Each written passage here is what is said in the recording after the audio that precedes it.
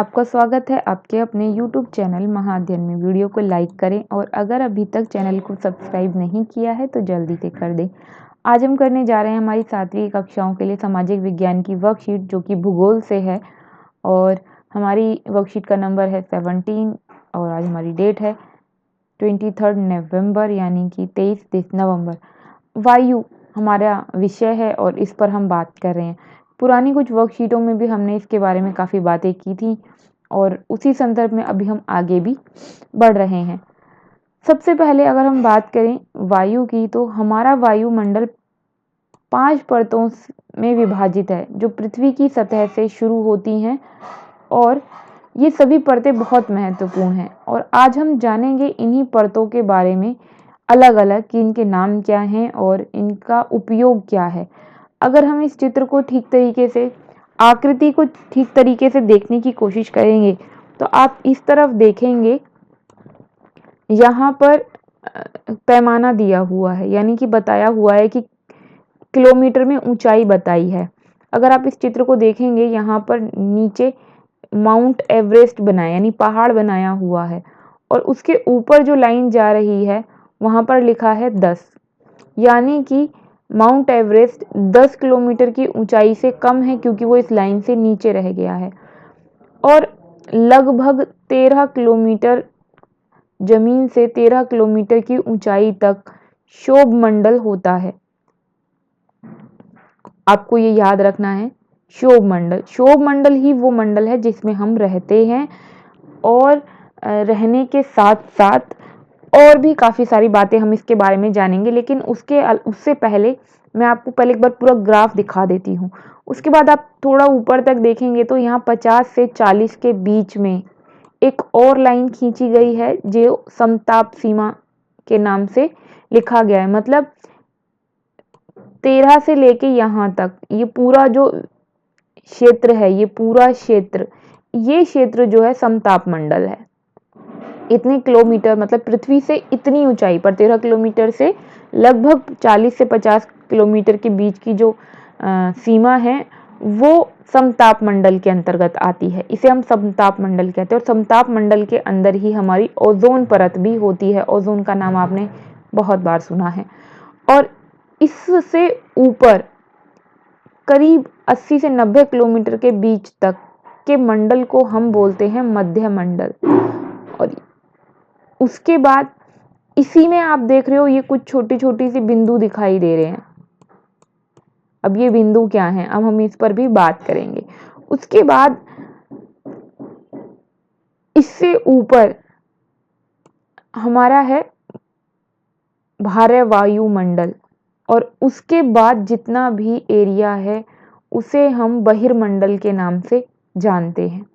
तो फिलहाल हम देखते हैं इनके बारे में कुछ और बातें, लेकिन आप ग्राफ पर इसे देख लीजिए ताकि आपको ये समझ में आ जाए कि हम पृथ्वी के बाहर जो वायु की परतें हैं उन्हें क्या बोलते हैं। सबसे पहले क्षोभ मंडल, फिर समताप मंडल, फिर मध्य मंडल, फिर भारे मंडल और फिर बहिर्मंडल। अब बहिर्मंडल की अगर हम बात करें तो सबसे बाहर की बात करें तो करीब 400 किलोमीटर से बाहर का इलाका है ये। मतलब जमीन से 400 किलोमीटर के बाद बहिर्मंडल होता है।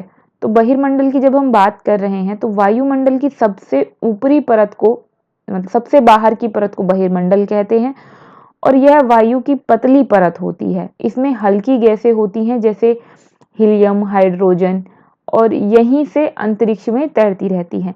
तो सबसे बाहर की परत है और जिसमें हमें हाइड्रोजन और हीलियम जैसी हल्की गैसें दिखाई देती हैं।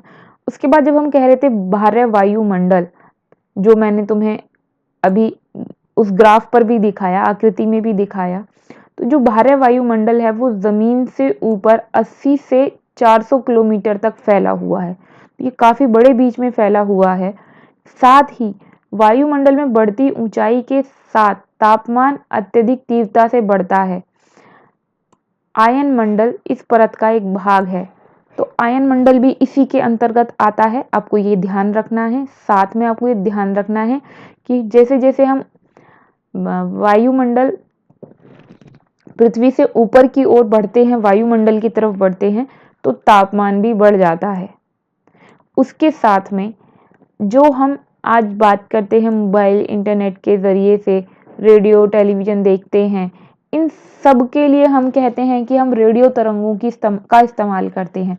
तो यही भारे वायुमंडल है जिसमें हम अपनी तरंगों को भेजते हैं और वहाँ से वो हमें वापस मिल जाती हैं या वापस पृथ्वी पर वो भेज दी जाती हैं, जिससे हमें बहुत सारी सूचनाएं मिलती हैं, जिसके ज़रिए से हम इन सब चीज़ों का इस्तेमाल कर पाते हैं। अब हम बात कर रहे हैं मध्यमंडल की। तो हमने कहा भारे वायुमंडल 80 से 400 किलोमीटर है, तो 80 किलोमीटर की ऊंचाई से पहले है मध्यमंडल, यानी कि समताप मंडल के बाद मध्यमंडल जो शुरू होता है करीब 40 किलोमीटर के बाद शुरू जो होता है, 40 से 80 किलोमीटर के बीच में फैला हुआ है मध्यमंडल, और ये तीसरी परत है और समताप मंडल के ठीक ऊपर है और मध्यमंडल ही है। देखो जब मैंने आपको कहा था ना छोटे छोटे बिंदु दिए हुए हैं, हम बात करेंगे कि ये क्या है। तो अंतरिक्ष में जब कोई उल्का पिंड प्रवेश कर जाता है, यानी कि कोई बड़ी चट्टान पृथ्वी के पास आने लगती है, तो वो जैसे ही पृथ्वी से करीब 80 किलोमीटर ऊपर होती है और मध्यमंडल में प्रवेश करती है, वह जलने लगती है और पृथ्वी तक आते आते वो पूरी तरह से जल जाती है।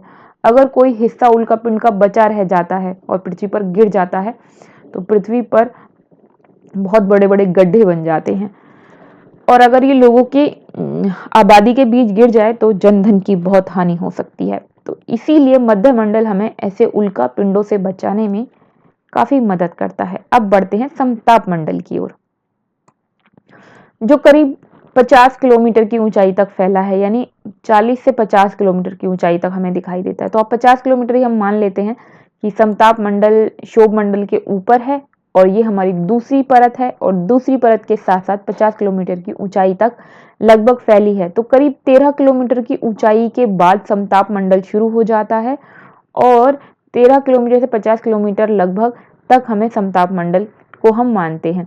समताप मंडल की खास बात ये होती है कि ये बादलों और मौसम संबंधी घटनाओं से मुक्त होता है। मतलब आपको इसके अंदर बादल और मौसम की जो दूसरी चीजें होती हैं वो सब आपको नहीं देखनी पड़ेंगी, और इसीलिए मतलब बादल वगैरह सब इसके नीचे रह जाते हैं। बादल वगैरह जहाँ होते हैं, जो बारिश हम कहते हैं बारिश बादलों से होती है, तो बादलों के भी ऊपर है समताप मंडल, और इसीलिए वहां पर बादल वगैरह इन सब चीजों की दिक्कत नहीं है। हवाई जहाज उड़ाने के लिए सबसे अच्छी जगह मानी जाती है। और एक और खास बात आपको याद रखनी है कि ओजोन गैस की परत भी समताप मंडल में ही है, और आपको ये बराबर आप पढ़ते रहे हैं साइंस में भी और दूसरे सब्जेक्ट्स में भी कि ओजोन परत जो है वो सूर्य से आने वाली हानिकारक गैसों से हमारी रक्षा करता है, या हम कई बार ये कहते हैं कि सूर्य की हानिकारक किरणों से अगर हमें कोई बचाता है तो वही समताप मंडल ही है। जब हम कहते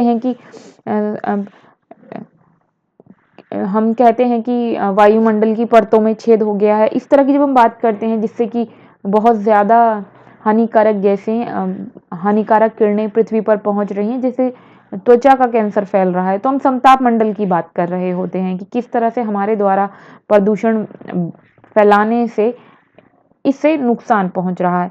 तो फिलहाल दो बातें आपको याद रखनी है कि समताप मंडल में है ओजोन गैस, और साथ में आपको याद रखना है कि भारे वायुमंडल में है आयन मंडल। इस तरह की चीजें आपको याद रखनी है अगर आपसे पूछ ली जाती हैं। अब हम बात कर रहे हैं क्षोभ मंडल की। जमीन से 13 किलोमीटर की ऊंचाई तक क्षोभ मंडल फैला हुआ है, और यही वो मंडल है जिसमें हम आसानी से रह सकते हैं, जिसमें हमें सांस लेने के लिए वायु उपलब्ध होती है, और इसी में सभी मौसम संबंधी घटनाएं होती हैं, जैसे बारिश पड़ती है, कोहरा पड़ता है। आपने देखा ना फॉग हो जाता है, जिसे हम कहते हैं कि कुछ दिखाई नहीं दे रहा, अब सर्दियां शुरू हो गई हैं, अब सर्दियों में कोहरा पड़ेगा, तो फॉग जिसे इंग्लिश में बोलते हैं। और यहाँ हम बात कर रहे हैं ओलावर्षण, मतलब ओले पड़ते हैं जब बारिश होती है और बारिश के साथ। तो ये सभी घटनाएं क्षोभ मंडल के अंतर्गत होती हैं, 13 किलोमीटर के अंतर्गत। और इसके बाहर सांस लेने में दिक्कत होती है, इसके बाहर जाते हैं अगर हमें, तो फिर हमें ऑक्सीजन की जरूरत होती है। यानी कि अगर हम कहें क्षोभ मंडल के बाहर समताप मंडल में अगर हम जा रहे हैं तो हमें सांस लेने में दिक्कत हो सकती है। तो फिलहाल अब बढ़ते हैं, हमने क्या सीखा। यहाँ पर एक प्रश्न दिया हुआ है, ओजोन परत मानव जीवन के लिए क्यों महत्वपूर्ण है, वर्णन कीजिए। और साथ में यहाँ पर हमसे कहा है वायुमंडल की परतें बताइए, हमें हिंट दिए गए हैं। तो जहाँ एरोप्लेन उड़ता है, तो हमने बात की था समताप मंडल की। समताप मंडल जो क्षोभ मंडल के ऊपर है, जहाँ पर मौसम संबंधी बादल वगैरह जैसी संबंधित चीज़ों से वायुमंडल मुक्त है, वहाँ वायुमंडल उड़ता है, यानी कि समताप मंडल में। उसके बाद यहाँ पर हम दूसरा देख रहे हैं, पृथ्वी के बाहर की तरफ एक जलता हुआ कुछ दिखाई दे रहा है। ये उल्का पिंड है जिसने प्रवेश किया वायुमंडल में और वो जलने लगा। तो हमने बात की थी मध्य मंडल के अंदर उल्का पिंड प्रवेश करती है तो जलने लगती है। फिर यहाँ पर चित्र दिया है हमें पृथ्वी का, कि पृथ्वी के बाहर 10,000 किलोमीटर बाहर, तो 10,000 किलोमीटर की बात अगर हम करें पृथ्वी के, इतने दूर कौन सा मंडल होगा, तो इतनी दूर पृथ्वी के बहिर्मंडल है, बहिर्मंडल है। तो ये नाम मैंने यहाँ लिख दिया, ये नाम आपको यहाँ से देख लेना है। एरोप्लेन जो है समताप मंडल में होता है, उल्का पिंड जलने लगती है मध्य मंडल में, और पृथ्वी के इतनी दूर, पृथ्वी के बाहर जो है इतनी दूरी पर बहिर्मंडल है। और ओजोन का जो हमारे लिए लाभ है वो ये कि हमें सूर्य से हानिकारक किरणों से हमारी रक्षा करती है। इसके अलावा दो चित्र और दिए हैं, हमने बात की थी रेडियो की, रेडियोधर्मी किरणों की और तरंगों की। ये कहाँ पर होती हैं, तो ये हमने कहा था बाह्य वायुमंडल में होती हैं। उसके बाद हमें यहाँ दिखाई दे रहे हैं बादल और मौसम संबंधी घटना, जो कि क्षोभ मंडल के अंतर्गत आती हैं, 13 किलोमीटर के अंतर्गत जब हमने बात की अभी भी। तो ये थी आज की वर्कशीट, जब हमने काफी सारी नई बातें समझी और सीखी। मैं उम्मीद करती हूँ इससे आपको आपकी वर्कशीट वीडियोस की मदद से आपको वर्कशीट समझने में, आपका काम करने में आपको मदद मिली होगी। अगर आप चाहते हैं कि आपको यूट्यूब चैनल महाअध्ययन से इसी तरह से अच्छी अच्छी वीडियोस मिलती रहें, तो वीडियोस को लाइक और शेयर करना बिल्कुल भी ना भूलें। साथ में ये ज़रूरी है चैनल चलता रहे कि आप इसे सब्सक्राइब कर दें। करना आपको सिर्फ इतना है, वीडियो के नीचे रेड कलर का निशान है, क्लिक कर दीजिए, कलर चेंज, और चैनल हो गया सब्सक्राइब। फिर मिलते हैं ऐसी ही अच्छी सी वीडियोस के साथ। तब तक के लिए स्वस्थ रहें, खुश रहें। नमस्कार और धन्यवाद।